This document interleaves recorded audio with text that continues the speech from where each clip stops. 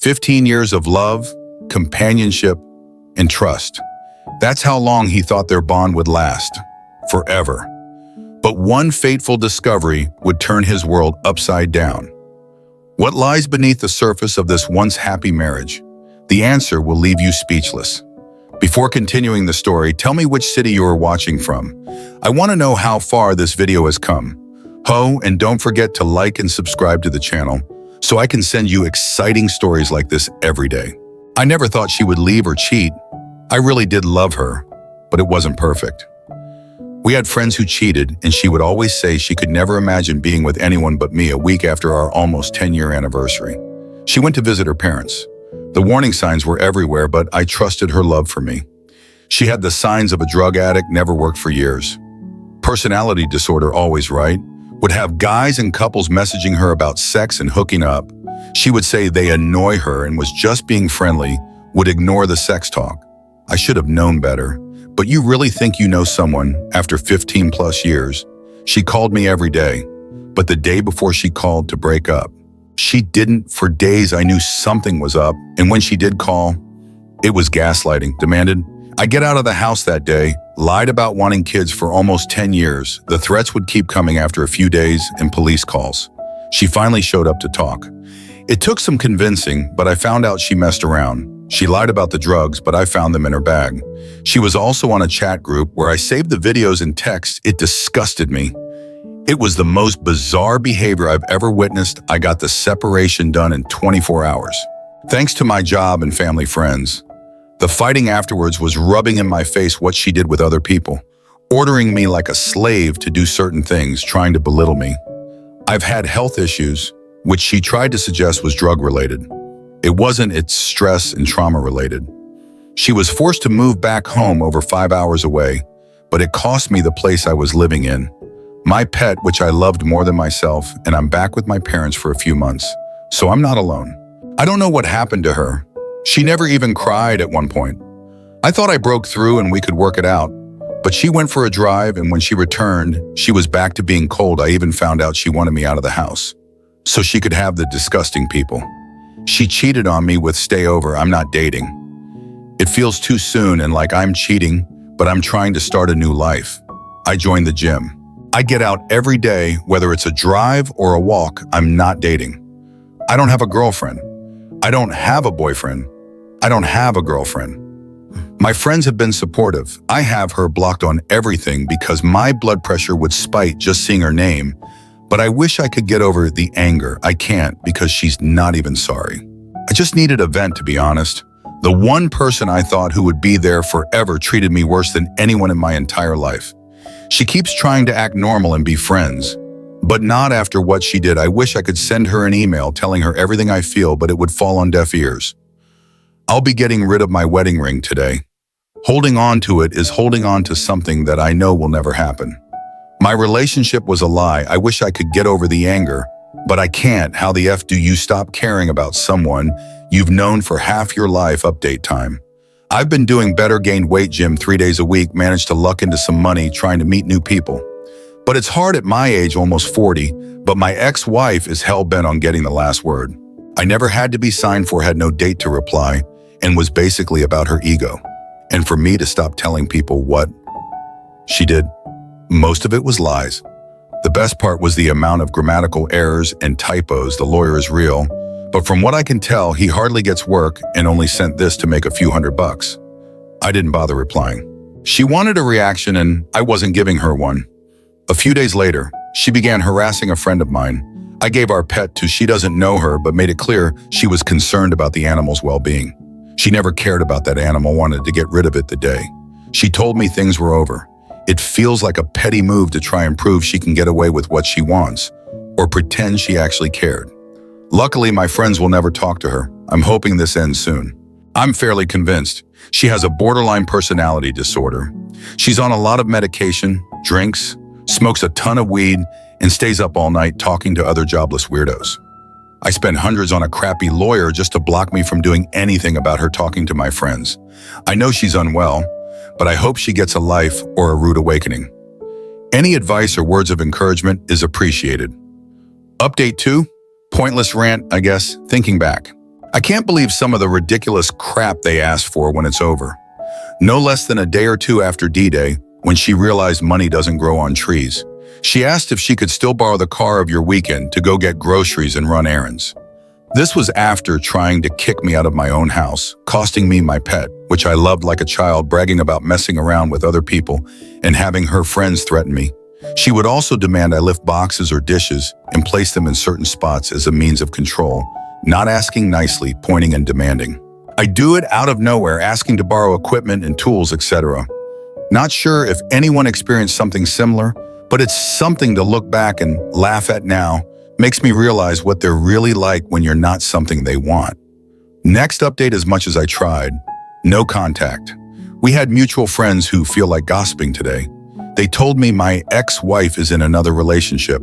Didn't need to hear that or want to, as glad as I am to be away from that toxic, cheating liar. It still feels like a punch to the throat, leaving and saying it's to work on her mental health when obviously that wasn't the case. It feels like the final lie. This will be a hard few days. Edit, thank you to everyone. Didn't sleep much last night, but everyone's advice and input helped. Next update. I haven't posted in a while, been 4 months since my estranged wife went scorched earth on our lives. Cheating, abusive, threatening letters, etc. I struggled a lot, concentrated on positive energy, but still suffered panic attacks whenever I was alone with my thoughts. Especially at night, I made a post a few months ago about dating, asking if it was too soon. Thanks everyone for the advice I went through with it, and I'm happy, really happy. I won't go into too much, but we really connected. We love each other's opinions, always agree on what type of future we want to have, and I've never had sex as physically and emotionally fulfilling as I did with her. We talk every day for hours on end. I know some may think it's too soon, but we connect so well that we have no interest in seeing anyone but each other. It gets better. The end of a relationship only means you can start a new one. I still think about my ex, but without any emotional attachment. Just sad I wasted so much time on her, sad that her new boyfriend could be a really nice guy and doesn't know what he's in for, but that's not my concern. I'm looking forward to ending this year. Holding on my new girlfriend in my arms, finally feeling like I have a purpose. You will get through this. Edit. Thanks for the gold. You people are amazing. I appreciate the support as well as the concerns. I fully agreed that it could be too soon, but it provided a broader explanation in a comment below. This wasn't something I rushed into but felt natural. We're both taking baby steps, but at the very least I can say it helped me realize how unhealthy my old relationship was, and there's something better out there for everyone. Final update almost a year later. I had my first child and she's in the mental hospital. Don't think my posts were memorable, but I figured I'd post again to hopefully give someone a bit of hope. August 2020. My male 38 wife, female 35 of almost 15 years left me. She had been chatting with other men, women, and other acts, which I discovered by going into chat rooms. She lied about wanting kids for years, then tried to turn it around on me, saying I was using her for kids. She kicked me out, forced me to give away my pet, who was the closest thing to a child, and tried to destroy my life once. So far as a cease and desist letter from a lawyer who never even bothered to spell check it for what basically said, I'm not allowed to defend myself, and private conversations with her. I never heard from her after September 1st, 2020. She was mentally, emotionally, and sometimes physically abusive. But it hurt. I was lost. Felt like my life was just waiting to end. Even contemplated speeding it up late October. I posted about seeing a girl I knew was a 50-50 split of people saying I was too early to start dating. But I went for it. I'm happy I did. It's been a roller coaster. But we were still together, and a few weeks after my divorce was finalized, I welcomed my first child into the world. My life has changed in a way I never thought was possible a year ago, and it's refreshing. My ex-wife earlier this year. She called me on a private number. She informed me she was in the mental hospital, that she tried killing herself, and that she was diagnosed with bipolar and BPD. I warned her and her family. She had it during the breakup, but they ridiculed me. She started telling me her pity story and then proceeded to tell me about the guys and girls she's left with. I believe it was to fess up and have a fresh start because she asked about getting back together. I told her right away. I was with someone and we were expecting. It hurt her, but she even tried suggesting she could be a good co-parent with me. I shot that down as well. Ever since we kept minimal contact for divorce proceedings and items, we wanted to return to each other. I have zero desire to ever get back with her. Even if I was single, my life is better without her, and now she sees that too. It kills her on the inside, and as petty as it sounds, I'm glad she had no remorse for the family she destroyed. I have none for her regrets, so there I know the feeling of post-D-Day. I know the emptiness, but it can't get better.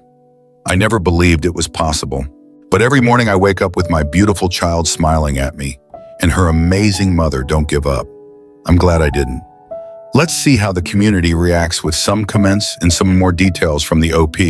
Underappreciated, 54, starts us off, followed her story from the first posting. Good for you. Your ex is not functional and has a warehouse full of baggage to deal with. Now she knows what her actions have gotten her. She is now alone and can have visions of you with your new family.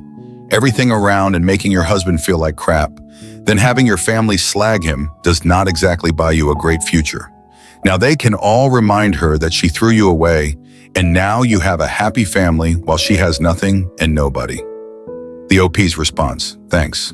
I'm glad you remembered my posts. I won't lie, before she called from the hospital. I always wished I couldn't be a fly on the wall when she heard I was with someone and expecting a kid. Getting to tell her that while she was in the mental hospital felt good. I never wished harm on her.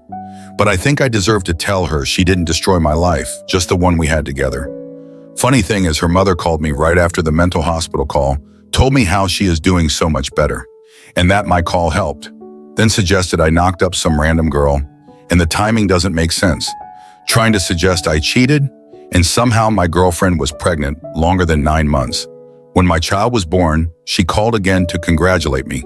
This woman encouraged my ex's bad behavior and doesn't care about my life. She just wants to feel like she's a good person by supporting me. I just let her calls go to voicemail. Another quick comment from Spinacula. Congratulations, that's awesome to hear. Just one question. You've been with her for a long time. When did you notice red flags that she might be BPD? Did it start like that?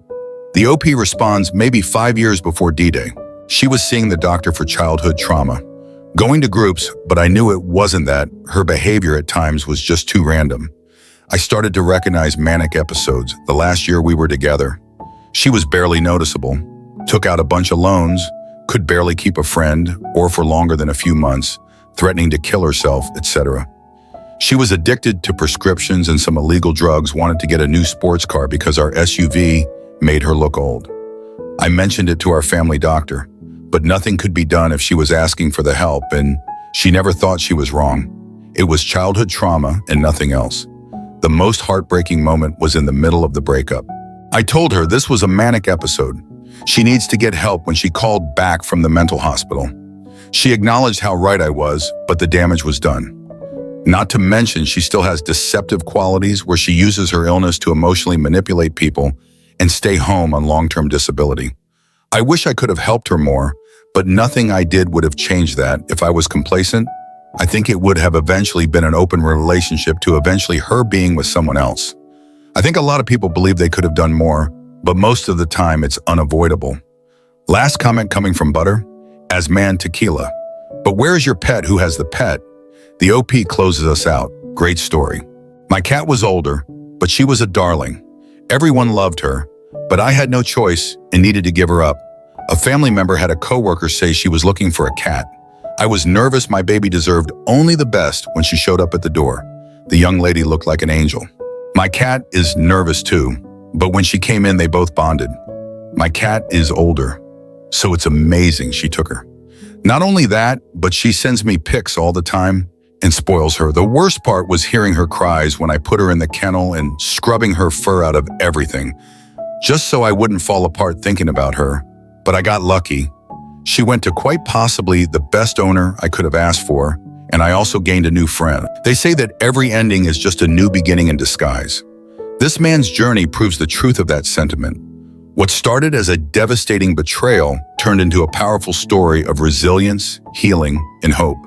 He didn't let the darkness of his past define him, but instead used it as fuel to create a brighter, more fulfilling future.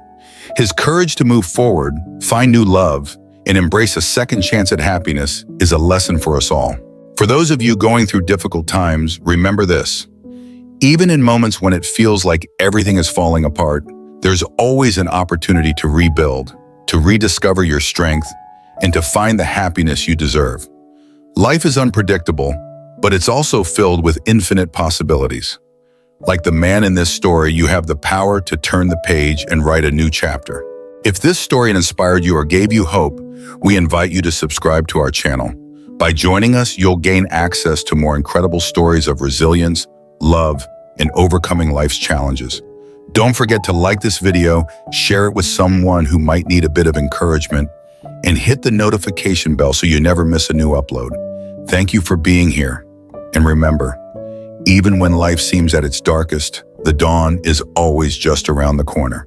See you in the next video.